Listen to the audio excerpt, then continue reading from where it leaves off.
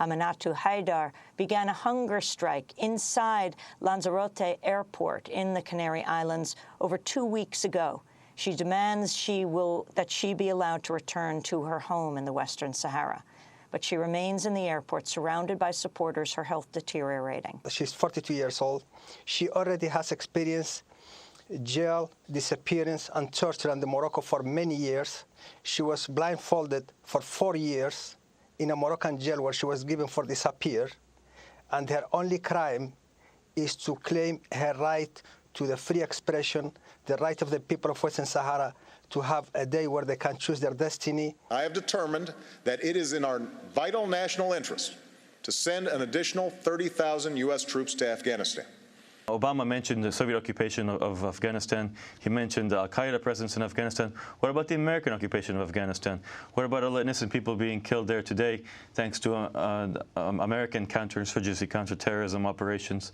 Only further increasing ethnic tensions. You're going to have a civil war in Afghanistan between Tajiks and Pashtuns at some point.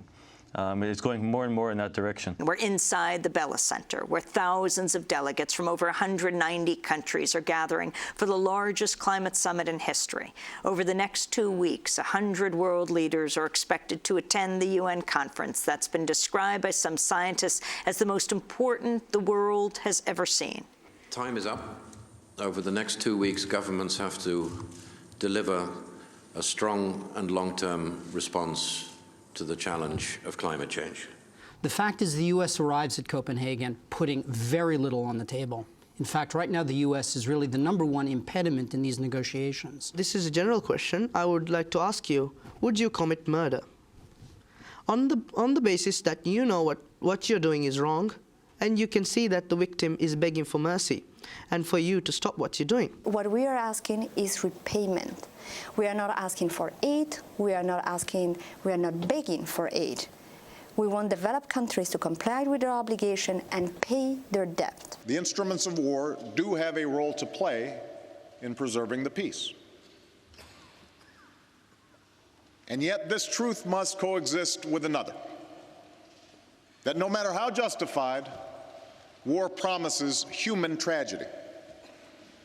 You know, today President Obama accepts his Nobel Peace Prize when we all know that's just representing such immense hypocrisy with calling out 30,000 U.S. troops to continue to go into Afghanistan and oppress peoples in the Middle East. The administration continues to oppress indigenous peoples and racialized communities in the United States and in Canada through their energy and climate policies. Legal treaty now! Legal treaty now! Legal treaty now! We need to look at 1.5 degrees to stay alive. And that's why I'm here. I'm here because my people are affected by climate change. Our survival is at stake if they don't strike a legally binding agreement in this city, in Copenhagen, this year, now. And it's an opportunity for the groups that are inside the Bella Center who are so frustrated, who want to say no to all of these market mechanisms, who know that there isn't going to be a deal that is actually going to solve the climate crisis, to not just issue a press release after the fact to say, actually, we really don't like this, but to go out, sit in the streets with the people who have come to the Bella Center and make our voices heard together. On Saturday, tens of thousands of people braved near-freezing temperatures here in Copenhagen for a march through the streets to just outside the Bella Center, where the summit is taking place. Representatives from various indigenous groups led the march under banners reading, "System change, not climate change." Organizers say over 100,000 people took part. They're showing unbelievable courage in sticking up against the pressure from the U.S. and others to just cut a deal and go away. They're demanding their survival be taken seriously. We're trying to provide the armies that they lack, you know, mobilizing civil society behind the science and behind survival. President Morales, welcome to Democracy Now! Bienvenidos a Democracia Ahora. Muchas gracias por la invitación nuevamente. Thank you very much for the invitation. You spoke yesterday here at the Bella Center En el Centro Bella. and said, we cannot end global warming without ending capitalism. What did you mean? Con el capitalismo. El desarrollo irracional. Capitalism, and I'm speaking about irrational development, políticas de industrialización ilimitada son los que destrozan el medio ambiente. Policies of unlimited industrialization are what destroys the environment. The UN climate talks in Copenhagen have ended in failure as world leaders couldn't agree to a binding deal to reduce greenhouse gas emissions. We've made meaningful and unprecedented, made a meaningful and unprecedented breakthrough here in Copenhagen. For the first time in history, all major economies have come together to accept their responsibility to take action to confront the threat of climate change. Represent the worst development in climate change negotiations and history. After serving 9.5 years in prison, environmental activist Jeff Free Luers is finally free. And I think it's important for people to understand that there's several people incarcerated in the United States right now that are environmental activists that are being treated like terrorists. There are our own people engaged in acts of illegal civil disobedience, much like the Boston Tea Party. And historically, it's people like these that bring about positive social change. In a landmark vote, the Senate passed its sweeping health care reform legislation this morning.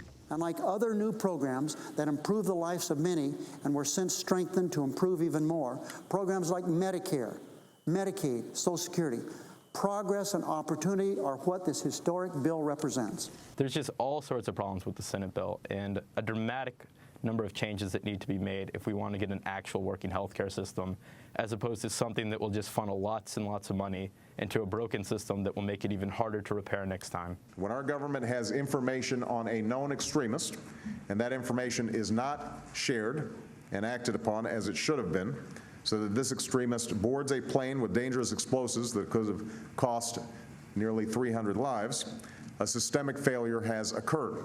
In Egypt, hundreds of solidarity activists from around the world are being prevented by the Egyptian government from entering Gaza. Dubbed the Gaza Freedom March, organizers were planning to cross the border last Sunday to commemorate the first anniversary of Israel's assault on Gaza. And there comes a time in one's life when maybe one needs to do more than just talk and march and picket and maybe go on a hunger strike, as I am now about to do, to change the opinion of the Egyptian government so that they will let us go to Gaza.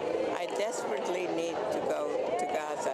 I have a severe case of Gaza fever, and it can only be cured by going to Gaza. Hope, war, and resistance. Democracy Now!'s Look Back at 2009. If you'd like a copy of today's show, you can go to our website at democracynow.org.